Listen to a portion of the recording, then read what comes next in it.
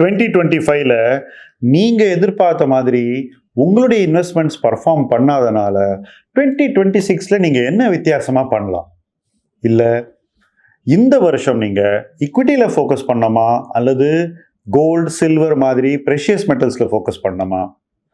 Mutual ஃபண்ட்ல invest பண்ணும்போது நீங்க direct ஆப்ஷன்ல பண்றதுக்கும் ரெகுலர் ஆப்ஷன்ல பண்றதுக்கும் உங்களுக்கு என்ன வித்தியாசம்? என்னென்ன சிஸ்டம்ல என்னென்ன பெனிஃபிட்ஸ் இருக்கு? இடிஎஃப்ல இன்வெஸ்ட் பண்ணலாமா அல்லது இண்டெக்ஸ் ஃபண்ட்ல இன்வெஸ்ட் பண்ணலாமா? எது பெட்டர்? இது மாதிரி உங்களுக்கு நிறைய கேள்விகள் இருக்கும். இந்த கேள்விகளை நீங்க நேரடியாக எங்கிட்ட கேட்கலாம். மைல்ஸ்டோன்ஸ் டு வெல்த்தினுடைய ஏஎம்ஏ என்று சொல்லக்கூடிய ask milestones to wealth anything என்ற ஹெல்ப்லைன் மூலமாக. அந்த ஹெல்ப்லைனுக்கான ஃபார்ம் இந்த வீடியோவில் டிஸ்கிரிப்ஷனில் இருக்கு. நீங்கள் அந்த ஃபார்மை ஃபில்அப் பண்ணீங்கன்னா நேரடியாக என்கிட்ட உங்களுடைய கேள்விகளை தாராளமாக கேட்கலாம். உங்கள் பர்சனல் ஃபைனான்ஸை அடுத்த லெவலுக்கு நிச்சயமாக கொண்டு போகலாம். இலக்கு 1 கோடி உங்கள் லைஃப்குள்ளேயும் வரலாம். வாருங்கள்.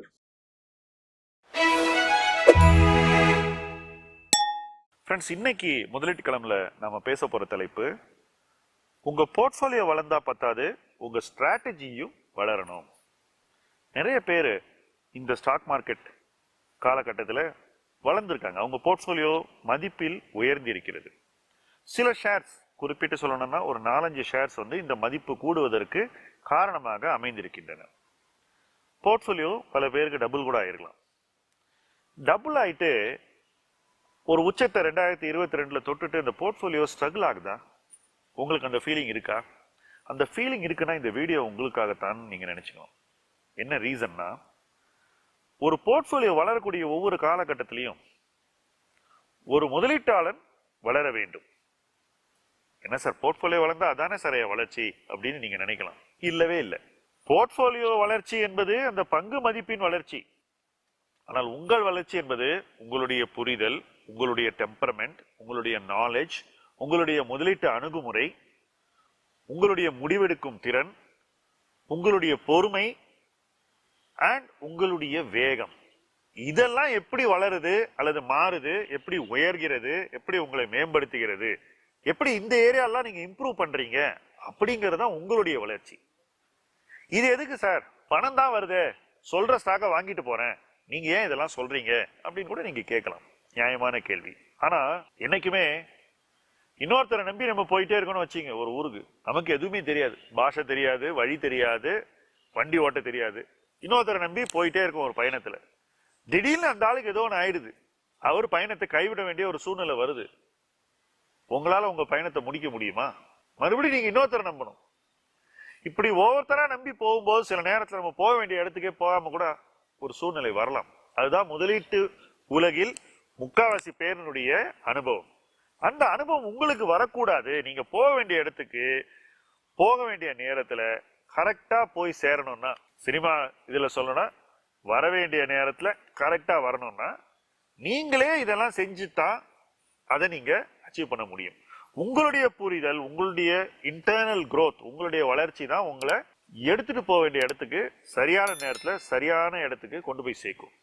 இத யார் ரொம்ப சீக்கிரம் கத்துக்கிறாங்களோ அவன் இன்வெஸ்ட்மெண்ட்ல நிறகுடமா இருப்பான். மிஸ்டேக் பண்ணாம வளர்ந்துகிட்டே போவான். மாறாக இதெல்லாம் ஒரு அட்வென்ச்சர் ஸ்போர்ட் மாதிரி. இது ஏதோ வாட்டர் ஸ்போர்ட், ஒரு விளையாட்டு தனமாக செய்யக்கூடிய ஒரு இடம் அப்படின்னு ஸ்டாக் மார்க்கெட் நினைக்கிறவங்க பணம் பண்ணுவாங்க, ஒரு நல்ல இடத்துக்கு போவாங்க 2022 மாதிரி. அப்புறம் 23ல விடுவாங்க. அதுக்கப்புறம் இதுக்கான காரணங்கள் தாங்கள் இல்லை என்று நம்பிக்கொண்டு கொஞ்சம் நேரத்தை வேஸ்ட் பண்ணுவாங்க. பழையபடி இதே மாதிரி வேற யாராவது சொல்றத செஞ்சுக்கிட்டு ஒரு பயணத்துல அவங்களோட போகலாமான்னு பார்ப்பாங்க. இப்படி ஓவராலா நம்பிக்கிடுவாங்க. இதுதான் இன்வெஸ்ட்மெண்ட் எக்ஸ்பீரியன்ஸ். இதை இன்னைக்கு நான் சொல்றது ஏதோ இந்த 2-3 ஆண்டுகளுடைய ஒரு கிரிட்டிசிசமா தயவு செய்து எடுத்துக்கொள்ள வேண்டாம். இதை நான் முதல் நாள்ல இருந்து பார்த்துட்டு இருக்கேன். இதை செய்யக்கூடாதுங்கிறது என்னுடைய முதலீட்டு வாழ்க்கையின் அஸ்திவாரம். அந்த அஸ்திவாரத்துல தான் நான் வளர்ந்து வந்திருக்கேன். சோ நம்மை வளர்த்துக் கொள்வது என்பது ரொம்ப முக்கியமான ஒரு தேவை. அந்த தேவையை யார் செய்யறாங்களோ அவங்க தான் வளர்ந்துகிட்டே இருப்பாங்க, அடுத்த கட்டத்தை நோக்கி போயிட்டே இருப்பாங்க. நான் ராகேஷ் ஜுன்ஜுன்வாலா லைஃப்ல இருந்து சில எக்ஸாம்பிள்ஸ் சொல்றேன். அவர் ஒரு ட்ரேடரா இருந்தார் ஃபர்ஸ்ட், அங்கேருந்து இன்வெஸ்டரா மாறுறாரு, அவருடைய ஃப்ரெண்ட்ஸ் வட்டம் பார்த்தீங்கன்னா ஆர்கே தமானி, ரமேஷ் தமானி போன்றவர்கள், இன்னும் நிறைய பேர், நான் சும்மா 2 பேர் சொல்றேன் உங்களுக்கு, இன்னும் நிறைய பேர் இருக்காங்க. எல்லாமே இன்வெஸ்ட்மெண்ட்லயும் ஸ்ட்ராங்கா இருக்கிறவங்க. அவங்களோட சேரும்போது தான் அவர் டைட்டன் மாதிரி கம்பெனிஸ், கிரைசில் மாதிரி கம்பெனிஸ்க்கு வராரு. அதுக்கு முன்னாடி இன்னும் நிறைய கம்பெனிஸ் அவர் வாங்கி வாங்கி வித்துட்டு இருந்தார். ஆனா இந்த கம்பெனிஸை ஓன் பண்ணி அதுல ஒரு லாங் ஜேர்னியை பண்றதை தான் அவர் ஒரு பெரிய முதலீட்டாளராக தன்னை அடையாளப்படுத்திக் கொள்கிறார், தனித்துவமாக தன்னை அடையாளப்படுத்திக் கொள்கிறார். அடுத்தது இதெல்லாம் ஒரு ஸ்டேஜ் வந்துருச்சு. அடுத்தது என்ன பண்ணலாம் அப்படின்னு பார்க்கும்போது அவர் போய் பிரைவேட் ஈக்விட்டியில முதல்ல செய்யறாரு. அந்த கேமிங் கம்பெனி தான் ஃபர்ஸ்ட் கம்பெனி, நசாராவா. அதுக்கு அடுத்தது இன்னும் நிறைய கம்பெனிஸ்ல அவர் பார்ட்டிசிபேட் பண்றாரு. அதுல முக்கியமான கம்பெனி சொல்லணும்னா ஸ்டார் ஹெல்த். ஒரு இன்வெஸ்டர் வெளியே போறாரு, அவரை ரீப்ளேஸ் பண்ற ஒரு பெரிய இன்வெஸ்டரா இவர் போய் அந்த இடத்துல முதன்மைப்படுத்திக்கிறாரு. எவ்வளவு மென்டல் ப்ரிப்பரேஷன் இருந்தா ஒரு பப்ளிக் மார்க்கெட் இன்வெஸ்டர் போய் ஒரு பிரைவேட் மார்க்கெட்ல போய் இன்வெஸ்ட் பண்ண முடியும்னு யோசிச்சு பாருங்க. ரொம்ப ரொம்ப கடினம். ஏன்னா பப்ளிக் மார்க்கெட்ல பிடிக்கலன்னா வித்துட்டு போயிடலாம். பிரைவேட் மார்க்கெட் அப்படி கிடையாது. நீங்க அந்த கம்பெனியோட 5 to 7 வருஷம் 10 வருஷம் இருக்கணும். சோ தன்னை அந்த மாதிரி கண்டிஷன் பண்ணிக்கிட்டார். ஒவ்வொரு ஸ்டேஜ்லயும் தன்னை வளர்த்து கொண்டார். அதனாலதான் அவருக்கு மற்றவங்களோட அதிக சக்சஸ் வருது. அவருடைய கரியர் ரிட்டர்ன்ஸ் அந்த மாதிரி இருக்கு. யாரையும் காப்பி அடிச்சு அவர் தன்னை உருவாக்கி கொள்ளவில்லை. நான் ஏன் அவரோட எக்ஸாம்பிள் சொல்றேன் இந்த இடத்துல அப்படின்னாக்கா, அது ஒரு பொருத்தமான ஒரு எக்ஸாம்பிளா இருக்குன்றதுனால. மற்றவங்களை பத்தி சொன்னா நீங்க ஏதாவது குறை கண்டுபிடிக்கலாம். ஆனா அவரை பத்தி சொல்லும் போது இந்த விஷயத்துல நீங்க குறை கண்டுபிடிக்க முடியாது. ஏன்னா அவுட்கம் அந்த மாதிரி அவருடைய லைஃப் டைம்ல காமிச்சிட்டு மறைந்து விட்டார்.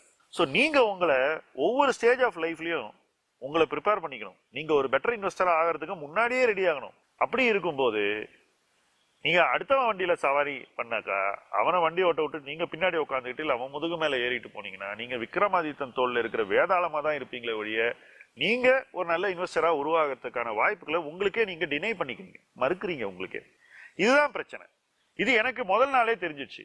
அதனாலதான் நான் எத்தனையோ பெரிய பெரிய இன்வெஸ்டர்ஸோட பழகி இருந்தாலும், அவங்களோட க்ளோஸா ஒர்க் பண்ணி இருந்தாலும், அவங்களோட நிறைய விஷயங்களை கத்துக்கக்கூடிய வாய்ப்புகளை பெற்றிருந்தாலும் அவங்கள மாதிரியே இருக்க நினைக்கவே இல்லை. எனக்கு அதுல உடன்பாடே கிடையாது. அவங்களாவே இருக்கட்டும், நம்ம நம்மளா இருப்போம்.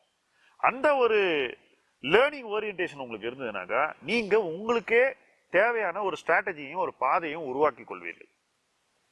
இந்த பாதை இருந்தாதான் நீங்க ஒரு டைரக்ட் இன்வெஸ்டராக, ஒரு டூ இட் யுவர் செல்ஃப் இன்வெஸ்டராக, ஒரு டாலர் மில்லியனராக ஆக முடியும். மற்றபடி நீங்க காப்பி கேட் அல்லது சைடு கார் இன்வெஸ்டர் அல்லது இன்னொருத்தர் சொல்றதை அப்படியே செய்யக்கூடிய ஒரு கிளிப்பிள்ளையாக இருந்தா நீங்க நிச்சயமாக ஒரு பெரிய இடத்தை அடைவதற்கான வாய்ப்புகளை நீங்களே இழக்கிறீர்கள், விட்டுக் கொடுக்கிறீர்கள் அப்படிங்கறதா என்னுடைய பாயிண்ட். சோ உங்க போர்ட்போலியோ வளர்ந்தா போராது, நீங்க வளரணும் அப்படிங்கறத நீங்க இந்த இடத்துல தெளிவா புரிஞ்சுக்கணும். நான் இந்த சேனல் மூலமாக சொல்லக்கூடிய எல்லா தரவுகளுமே இந்த ஓரியன்டேஷனுக்கு இந்த சேனலுடைய சப்ஸ்கிரைபரை கொண்டு வரணுங்கிற ஒரு நோக்கம் தான். டெய்லி டிப்ஸ் கொடுத்துட்டு போறதுங்கிறது ரொம்ப ரொம்ப சுலபமான ஒரு வேலை. அதனால நானும் கெடுவேன், நீங்களும் கெடுவீங்க. ஏன்னா எடுக்கக்கூடிய முடிவுகளை குறைச்சு அந்த முடிவுகள் மூலமாக கிடைக்கக்கூடிய நம்முடைய வளர்ச்சியை பெருக்கிக் கொள்வதுதான் முதலீடு. டெய்லி டிப்ஸ் கொடுக்கும்போது முடிவுகள் அதிகமாகின்றன. அந்த முடிவுகள் தோல்விக்கு விதையாகின்றன. அந்த தோல்வி என்பது முதலீட்டு செடி வளராமல் ட்ரேடிங் கலைகள் வளர செய்து உங்களை இந்த துறையிலிருந்து வெளியேற்றி விடுகின்றன. இது நடக்கக்கூடாதுங்கிறதா என்னுடைய முக்கியமான குறிக்கோள் இந்த காலத்திலேயே. இது நடக்காம இருக்கணும்னா நிச்சயமா நீங்க வளரணும். நீங்க வளர்ந்தீங்கன்னா தான் இதை தவிர்க்க முடியும். அந்த வளர்ச்சிக்கு என்னென்ன செய்யணுமோ அதெல்லாம் நீங்க செய்யணும். அப்படி செஞ்சு உங்களுடைய முதலீட்டு பயணத்தை நீங்கள் உருவாக்கி கொள்ள வேண்டும். அந்த பயணத்தில் நாம் இணைந்து பயணிக்க வேண்டும் என்பதே குறிக்கோள். முதலீட்டு களம் உங்கள் களம். நன்றி.